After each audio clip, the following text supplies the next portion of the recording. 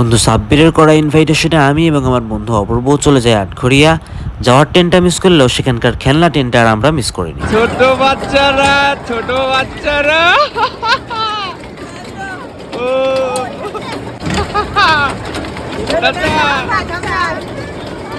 থামার ট্রেন নয়, এই ট্রেন যাবে দৌলতিয়া।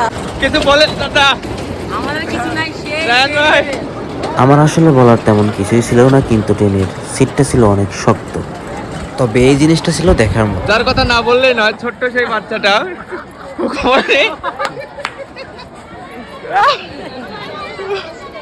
আছে রায়হান আলী। সত্যি বলতে বন্ধু অপূর্ব খুবই খুশি হচ্ছিল, সেই সাথে আমরাও আনন্দ উপভোগ করতেছিলাম। আস্তে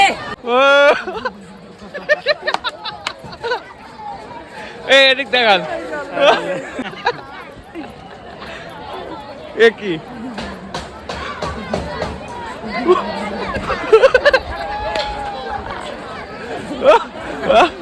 পরিশেষে দাদার এই বক্সিং এর ওস্টারটা ছিল খুবই দুর্দান্ত। পাঞ্চ মারবে দাও, অপূর্ব দেখা যাক। 622 দাদা ফেল। দাদা তার নিজের শক্তি দেখে নিজেই হতাশ। মারছে এদিকে তো আসছে দাদা।